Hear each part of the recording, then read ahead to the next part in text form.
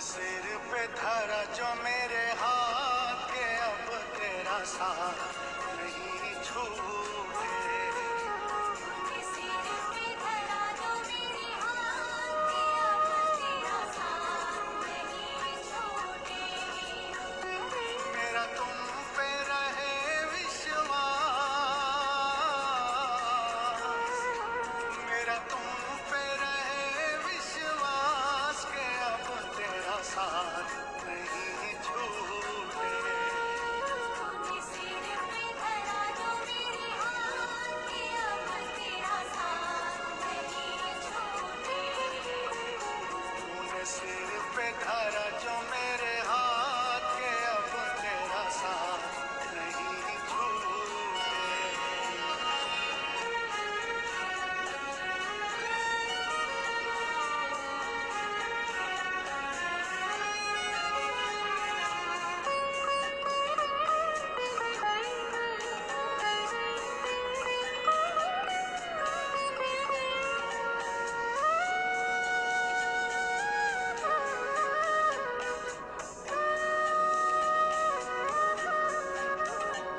एक दौर था वो जीवन का मेरे, जब अपने किनारा कर बैठे।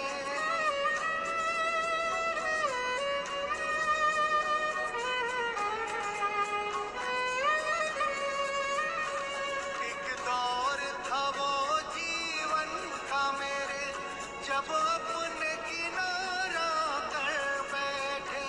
कांधा भी न था रोने को कोई, देखे है समय से ऐसे। फिर तुमसे हुई मुलाकात, फिर तुमसे हुई मुलाकात के, अब तेरा साथ नहीं छूटे। मेरा तुम पे रहे विश्वास, मेरा तुम पे रहे विश्वास के, अब तेरा साथ नहीं छूटे। सिर पे धरा जो मेरे हाथ के, अब तेरा साथ नहीं छूटे। तूने सिर पे धरा जो मेरे हाथ के, अब तेरा साथ नहीं छूटे।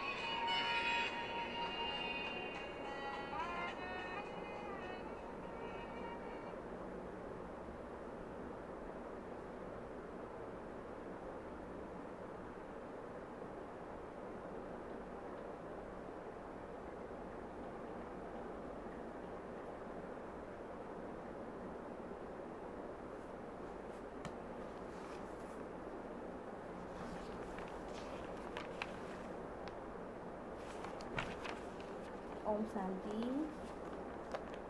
बाबा के माँ बाप के 12 तारीख के हैं।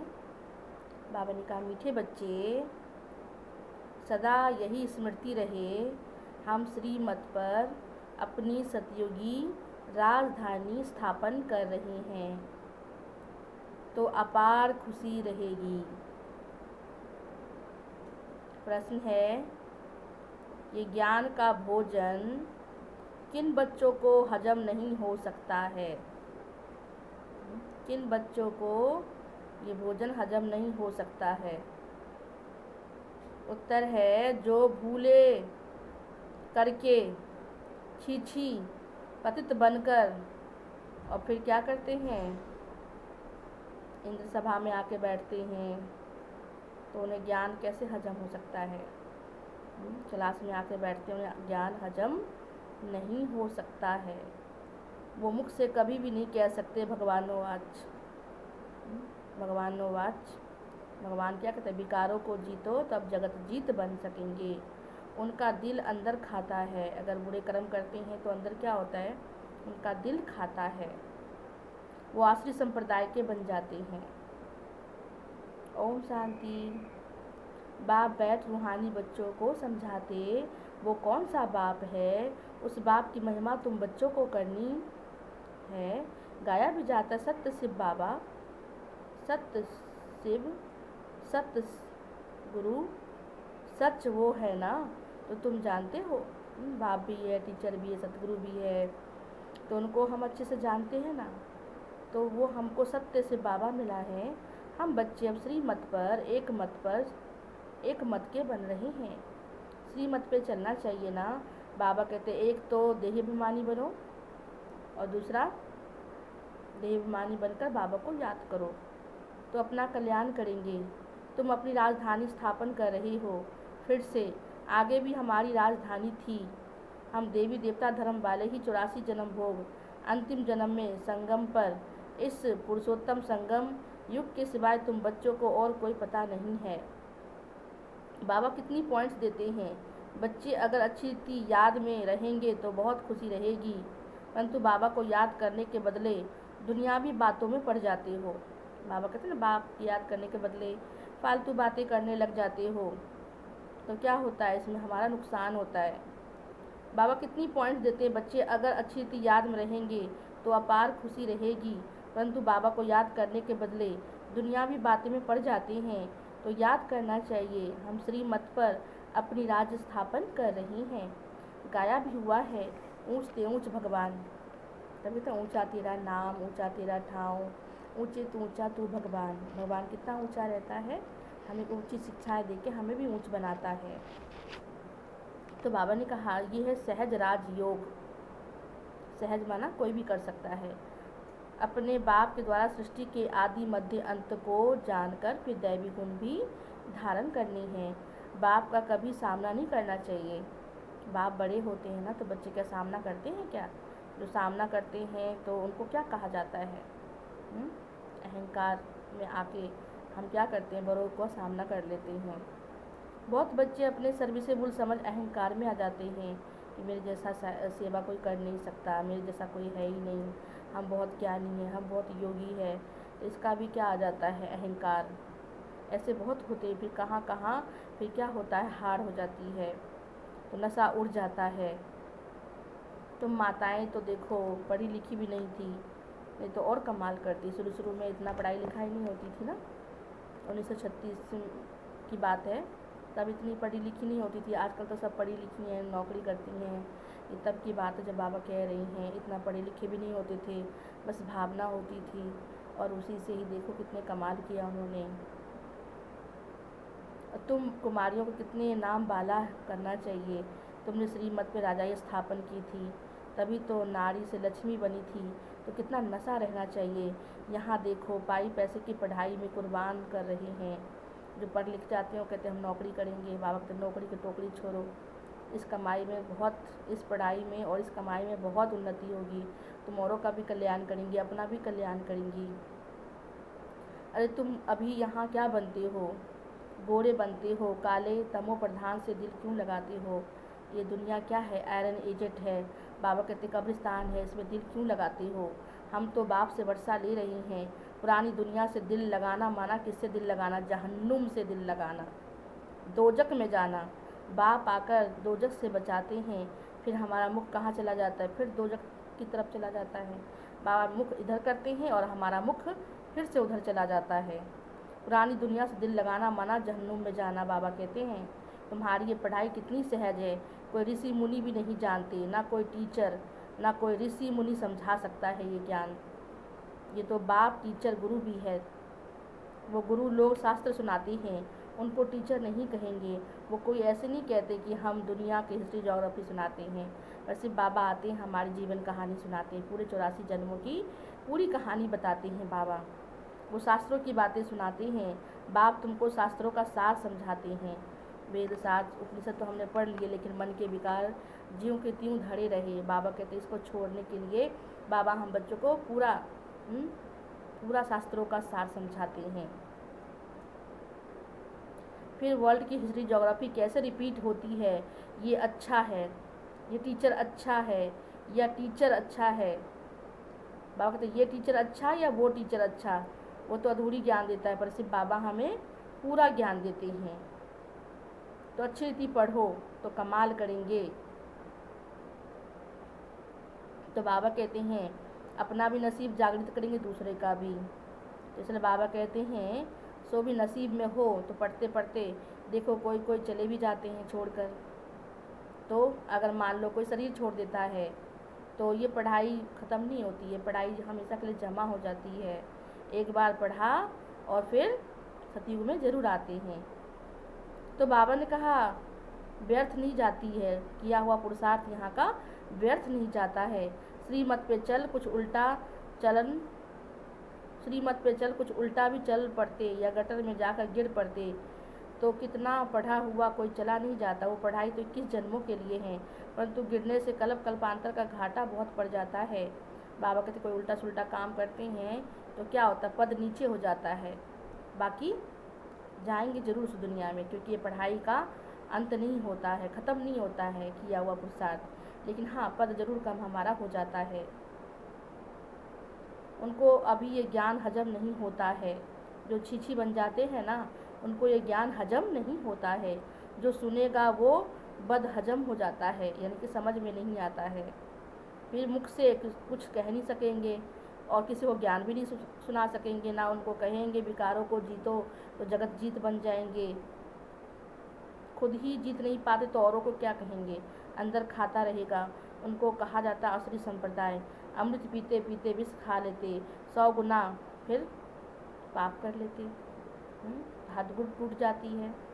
विष पीने से क्या होता है हमें, विष पीने से हमारा सब कुछ खराब हो जाता है, और अमृत पीने से हम अमर बन जाते हैं, सुख में चले जाते हैं, सुख की दुनिया में जाते हैं।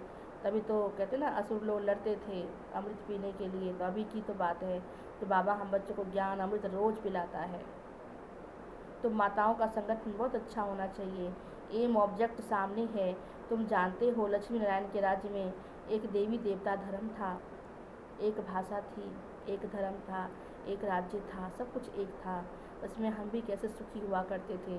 आज हम गायन करते हैं उस सुख की दुनिया को। 100% सुख था, प्योरिटी थी, पीस थी, प्रॉस्पेरिटी थी। उस एक राज्य की ही बाप अभी क्या करते हैं, हम बच्चों के लिए स्थापना करते हैं। ये एम ऑब्जेक्ट 100% पवित्रता, सुख, शांति, संपत्ति की स्थापना बाबा करने आए हैं हम बच्चों के लिए। हम बच्चों के लिए भगवान आए हैं, तो कितना दिल से उन्हें याद करना चाहिए। तुम दिखाते हो विनाश के बाद श्री कृष्ण आ रहा है, क्लियर लिख देना चाहिए। सतयुग में एक देवी देवताओं का राज्य था, दूसरा कोई धर्म था ही नहीं। एक राज्य, एक धर्म, एक भाषा, एक कुल और एक मत हुआ करता था।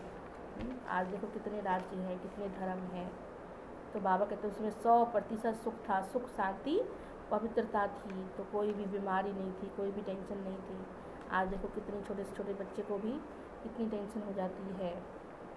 गवर्नमेंट चाहती है स्वर्ग होता तो सतयुग त्रेता में, परंतु मनुष्य अपने को नरकवासी कहाँ समझते हैं। खुद कहते हैं कोई मरता है तो क्या कहते हैं, स्वर्ग पधारा, इसका मतलब ये नरक है। तो तुम लिख सकते हो द्वापर कलयुग में सब नरकवासी है, अभी तुम संगम युगी हो, आगे तुम कलयुगी नरकवासी थे, अब स्वर्गवासी बन रहे हो। भारत को स्वर्ग बना रहे हैं। कैसे बना रहे हैं बाबा, किस बल से बना रहे हैं, कौन सी मत से बना रहे हैं, श्रीमत पे। परंतु वो हिम्मत होना चाहिए, संगठन होना चाहिए। लक्ष्मी नारायण का चित्र पर बाबा कहते ये तुम्हारा क्या है, एम ऑब्जेक्ट है, ये हमारा एम ऑब्जेक्ट है, इसको हमेशा बाबा कहते सामने रखो।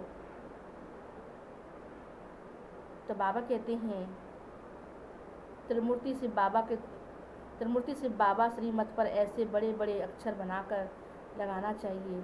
छोटे बच्चे छोटे चित्र पसंद करते हैं, अरे चित्र तो बड़ा होना चाहिए ताकि ना दिखने वालों को भी दिख जाए। एम ऑब्जेक्ट बाबा कहते हैं बड़े बड़े चित्र लगाना चाहिए। सिर्फ बाबा का भी लगाना चाहिए, ब्रह्मा विष्णु शंकर का रचयिता परमात्मा, तीनों देवताओं से 3 कार्य कराते हैं, तो बड़े बड़े चित्र बनाकर बाबा कहते सेवा करनी चाहिए, ताकि कोई भी आत्मा इस ज्ञान से वंचित ना रह जाए और बोले भगवान आप किस रूप में आए, मुझे पता तक भी नहीं चला। इसमें लिखना है एक ही सत्य त्रिमूर्ति शिव बाबा, सत्य त्रिमूर्ति शिव टीचर, सत्य त्रिमूर्ति शिव गुरु। त्रिमूर्ति अक्षर नहीं लिखेंगे तो समझेंगे परमात्मा तो निराकार है, वो टीचर कैसे हो सकता है। तो बाबा ने तीनों कार्य 3 देवताओं से कराया, ब्रह्मा के द्वारा स्थापना, विष्णु के द्वारा पालना और शंकर के द्वारा परिवर्तन। तो बाबा कहते अच्छे अच्छे चित्र बना कर लगाना चाहिए, अच्छी अच्छी जगहों पे तो सेवा अच्छी होती है। बाप आई हैं ब्रह्मा के द्वारा एक धर्म की स्थापना करने, बाकी तो क्या होगा, परिवर्तन हो जाएगा दुनिया का। ये बच्चों को सदैव नशा रहना चाहिए। थोड़ी थोड़ी बात में एक मत नहीं होती तो क्या होता है, झगड़ा हो जाता है। अगर एक मत नहीं मिलती है दूसरे से तो फिर क्या होता है, झगड़ा हो जाता है। बाबा कहते एक मत एक राज्य कैसे होगा, जब हम मिल के रहेंगे तभी तो एक धर्म, एक राज्य, एक भाषा, एक कुल होगा। यहीं से प्यार बढ़ाना होगा ना, आत्मिक प्यार बढ़ेगा तभी तो। सत्युग त्रेता में इतना प्यार होता है कि दिखाते हैं शेर गाय इकट्ठे जल पीते थे तो कितना प्यार होता था। इतना प्यार यहाँ है क्या, यहाँ तो एक दूसरे को देखेंगे तो खा जाएंगे। बाबा कहते हैं ऐसी दुनिया में जाने वाले हो तो कितना प्यार से रहना चाहिए। बच्चों को सदैव नशा रहना चाहिए। थोड़ी थोड़ी बात में एक मत नहीं मिलती तो झट बिगड़ पड़ते, ये होता ही है। कोई किस तरफ तो कोई किस तरफ, मेजॉरिटी वालों को उठाया जाता है। इसमें नाराज़ होने की कोई बात नहीं है। एक ने मत दिया, सबने सुना, अब जिसकी तरफ ज़्यादा मेजॉरिटी होगी वैसी पे काम किया जाएगा ना। इसमें बाबा कहते हैं बच्चे रूठने की कोई बात नहीं है। बच्चे रूठ पड़ते, हमारी बात नहीं मानी, इसमें रूठने की क्या बात है। बाप तो सबको समझाते हैं, माया ने सबको रुसा दिया है, बाबा तो रिझाते हैं, खुश करते हैं, मिलाते हैं आपस में। सब मेरे बच्चे मिलजुल कर रहे, सब एक बाप के बच्चे हैं, आपस में रूठे हुए थे, सबको बाबा मिला रहे हैं। बाबा को नहीं जानते, जिस बाप ने स्वर्ग की बादशाही दी उनको भी नहीं जानते। बाबा कहते हैं मैं तुम पर उपकार करता हूँ, तुम मुझ पर उपकार करते हो। भात का देखो क्या हाल हो गया था, तुम्हारे में भी बहुत थोड़े हैं जिनको ये ज्ञान का नशा रहता है। हम बच्चों में भी बच्चों को नशा कम रहता है ना। चलो दुनिया को तो पता ही नहीं है, जिनको पता है उनको तो नशा होना चाहिए ना ज्ञान का, कि हमें भगवान से क्या प्राप्ति होने वाली है। तुम फिर राम सीता बनने में ही खुश हो जाते हो। लक्ष्य हमेशा नंबर 1 का रखना चाहिए, हिम्मत दिखानी चाहिए। पुरानी दुनिया तो बिल्कुल दिल, बाबा कहते मत लगाओ। जो चीज़ ख़त्म होने वाली होती क्या दिल लगाते हैं उससे? नहीं ना। तो बाबा कहते बच्चे इस दुनिया से क्यों दिल लगाते हो? कोई से दिल लगाई तो फिर क्या होता है, फिर नुकसान होता है अपना ही। हम रोते हैं, बिलखते हैं, परेशान होते हैं, मुँह में पड़ जाते हैं। इसलिए बाबा कहते बच्चे जो चीज़ ख़त्म होनी है, जो चीज़ परिवर्तन होनी है तो उससे दिल क्यों लगाते हो? बाबा से तो स्वर्ग के सुख मिलता है, फिर नरक में क्यों पड़े हो?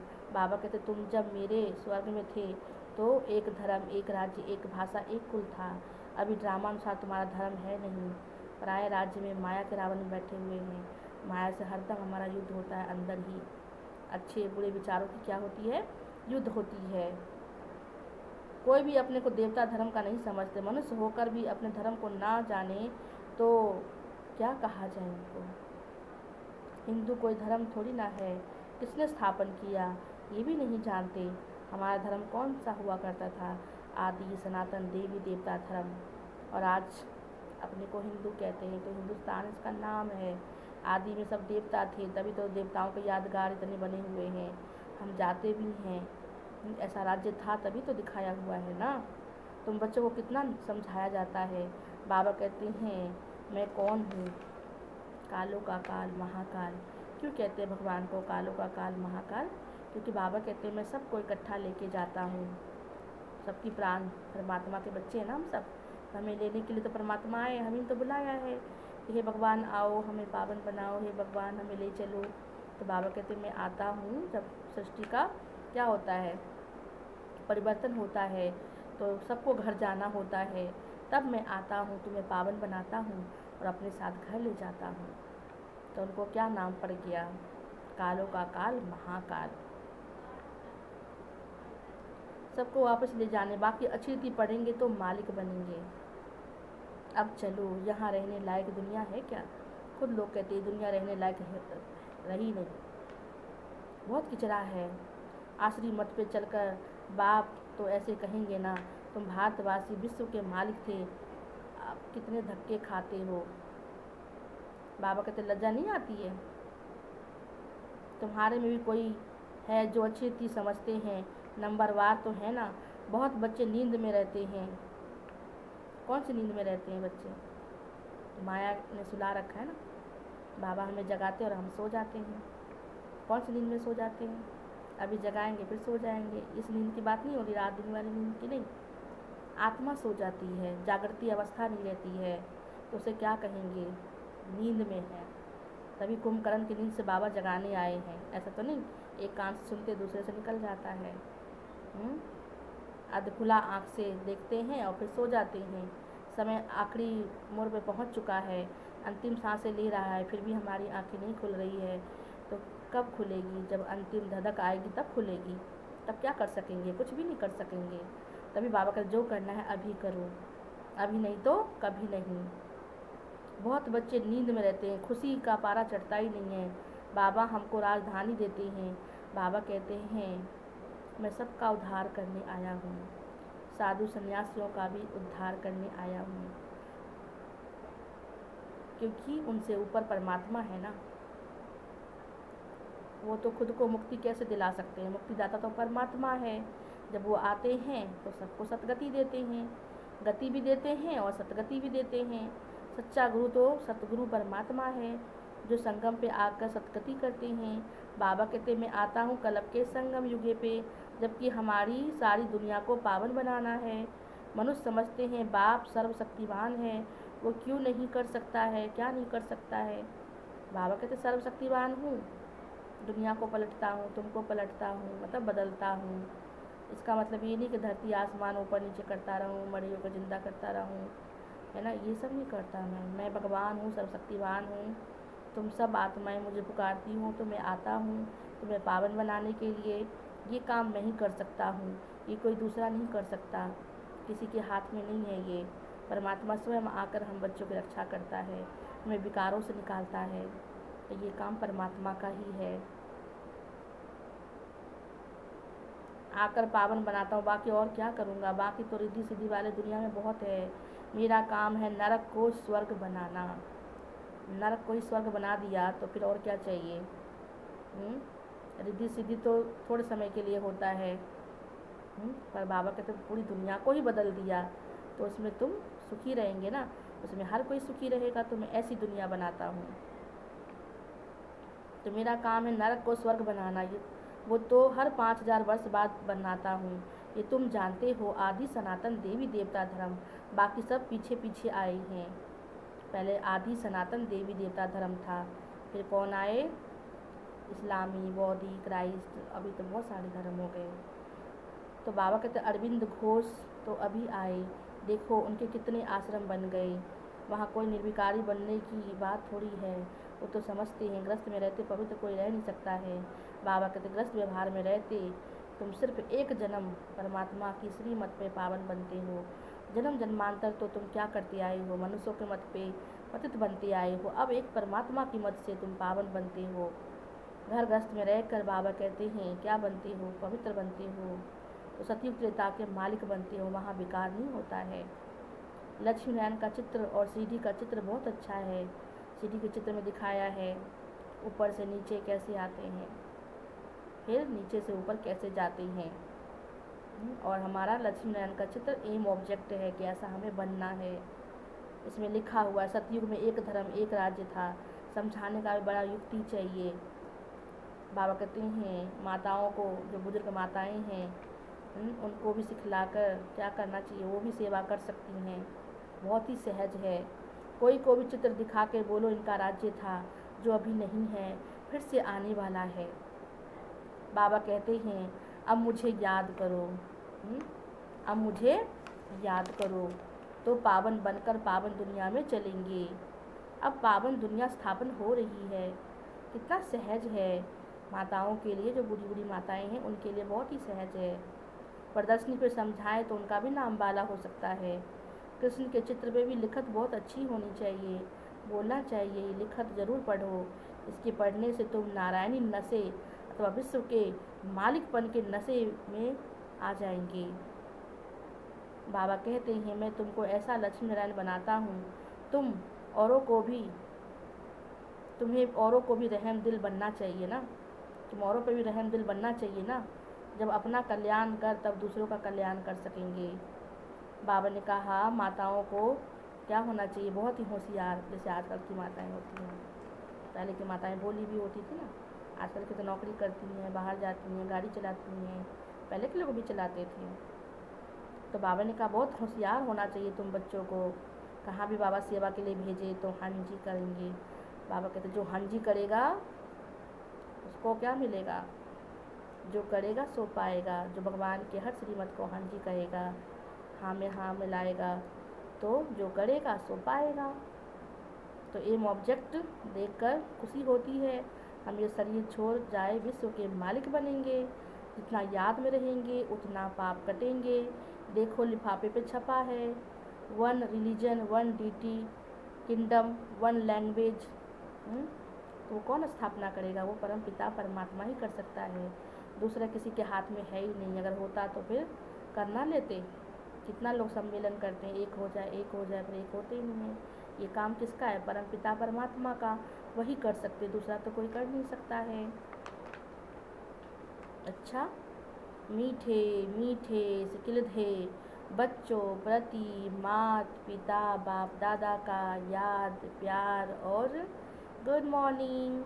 रूहानी बाप की रूहानी बच्चों को नमस्ते, रूहानी बच्चों की रूहानी बाप को नमस्ते नमस्ते नमस्ते। बाप टीचर सदगुरु तीनों को नमस्ते नमस्ते कहते हैं। अच्छा बाबा, ओम शांति। धारणा के लिए मुख्य सार है, इसमें बाबा ने मुख्य बातें क्या कहा होगा आज, जिसको हमें जीवन में धारण करना है। सबसे पहला पॉइंट है बाबा ने कहा कभी भी आपस में क्या नहीं होना है, सोचिए, रूठना नहीं है। बाप आए हैं किस लिए, हम तो नाराज़ होकर बैठे थे, रिझाने के लिए, खुश करने के लिए। ऐसे बाप से कभी नाराज़ नहीं होना चाहिए। बाप समान बनना है ना, बाप से सामना नहीं करना है ना। कभी किसी बात का अहंकार भी नहीं करना है, नहीं तो क्या होगा, नीचे गिर पड़ेंगे। दूसरा पॉइंट है पुरानी दुनिया से पुराने देह से दिल नहीं लगानी है। सत्य बाप, सत्य टीचर, सत्य गुरु के साथ क्या रहना है, सच्चा रहना है। सच्चे दिल पर साहिब राजी। सदा एक की श्रीमत पे चल, देहाभिमानी बनना है, देह भान में नहीं आना है, देहाभिमानी होकर रहना है। और आज का वरदान है, बहुत अच्छा वरदान दिया बाबा ने हम बच्चों को। आदि रतन की स्मृति से अपने जीवन का मूल्य जानने वाले सदा समर्थ भव। आदि रतन की स्मृति से अपने जीवन का मूल्य जानने वाले सदा समर्थ भव। जैसे ब्रह्मा बाबा कौन है, हमारे आदि देव हैं, ऐसे ब्रह्मा कुमार कुमारियाँ भी क्या हैं, आदि रतन हैं। वो आदि देव हैं, पहला रतन से बाबा के हैं, तो हम क्या हैं, आदि रतन हैं। आदि देव के बच्चे कौन कहलाते हैं, मास्टर आदि देव। आदि रतन समझने से अपने जीवन के मूल्य को जान सकेंगे कि हम कौन हैं, हम कोई साधारण नहीं हैं। जैसे हम कई बार समझ लेते हैं हम तो ऐसे हैं। बाबा कहते बच्चे तुम खास हो, तुम कोई साधारण पत्थर नहीं हो, तुम खास हीरा हो, अनमोल हो, रतन हो। भारत रत्न कहते हैं ना, किसी किसी को मिलता है। तो भगवान देखो हम बच्चों को यहाँ क्या नाम दिया है, मास्टर आदि देव की आदि रतन। समझने से ही अपने जीवन के मूल्य को जान सकेंगे, क्योंकि आदि रतन अर्थात प्रभु के रतन, ईश्वरीय रतन। तो कितनी वैल्यू हो गई आपकी, कितनी वैल्यू हो गई। जब भगवान हमें इतनी वैल्यू दे रहा है तो हमें किसकी वैल्यू की ज़रूरत है, बताइए। तो कितनी वैल्यू हो गई। सदा अपने को आदि देव के बच्चे, मास्टर आदि देव समझो। पहला रतन बाबा के हम पहले बच्चे, आदि देव के बच्चे, मास्टर आदि देव, आदि रतन समझकर हर कार्य करो तो समर्थ भव का क्या मिल जाएगा बाबा से, क्या मिल जाएगा बाबा से, वरदान। कौन सा वरदान, कौन सा वरदान बाबा ने दिया हमें बच्चों को, आदि रतन का, है ना। तो बाबा ने कहा आदि देव के बच्चे मास्टर आदि देव समझकर हर कार्य करो तो समर्थ भाव का वरदान मिल जाएगा। कुछ भी व्यर्थ आपका नहीं जा सकता है। समय, श्वास, संकल्प, ये सब क्या है, हमारे लिए खजाना है, इसको व्यर्थ नहीं गंवाना है। आज का स्लोगन है, ज्ञानी तू आत्मा वो है जो धोखा खाने से पहले परख कर स्वयं को बचा ले। ज्ञान कहाँ मदद करता है हमारी, कोई धोखा होने वाला होता है तो हम परख लेते हैं धोखा देने वाला है, इसे कैसे बचा जाए। कोई चीज़ में कोई निर्णय नहीं ले पाते हैं तो हम अच्छा निर्णय भी ले पाते हैं। तो ज्ञान का जो मनन चिंतन करेगा उसकी बुद्धि क्या हो जाएगी, तेज हो जाती है, परख शक्ति बढ़ जाती है, निर्णय शक्ति बढ़ जाती है, जल्दी हम फैसला कर सकते हैं, नहीं तो फिर उलझन में रहते हैं। ज्ञान ना होने के कारण उलझन होती है, और ज्ञान होता है तो फट से उस बात को सुलझा लेते हैं और निर्णय भी ले लेते हैं और परख भी लेते हैं। तो ज्ञानी आत्मा वो है जो धोखा खाने से पहले परख कर स्वयं को बचा ले। अच्छा, ओम शांति। तो बाबा ने कितनी अच्छी मूली चलाई, इसमें पूरा ध्यान से इस पर क्या करेंगे, प्रैक्टिस करेंगे। ठीक है, अच्छा, ओम शांति।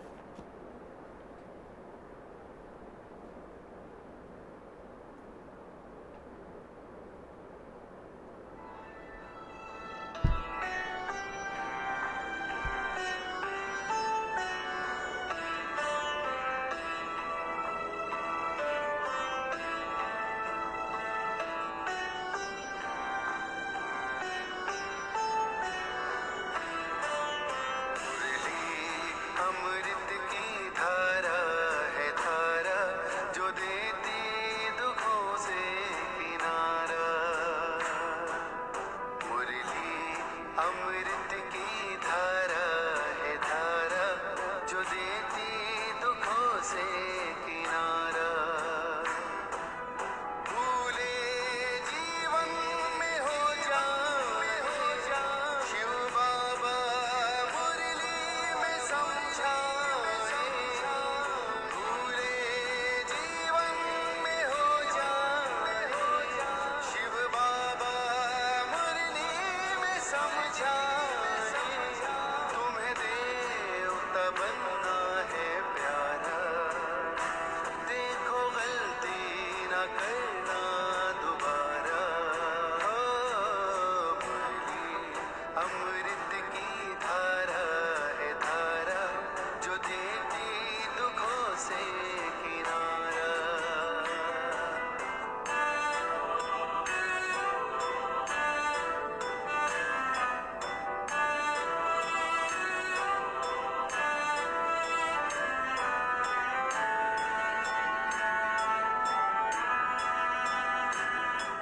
ये मुरली नर को नारायण, नारी को लक्ष्मी बनाए।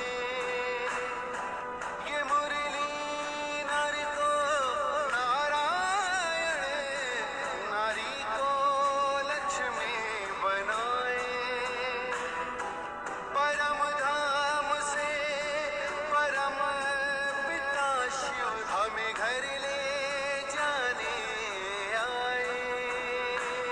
हमें घर ले जाने को आए। चारों युगों में जो खेल हुआ वो पूरा होने को आया। गीता ज्ञान अमृत देने को ये संगम युग बनाया। संगम युग बनाया। ये मुरली अमृत की धारा है धारा जो देती दुखों से किनारा।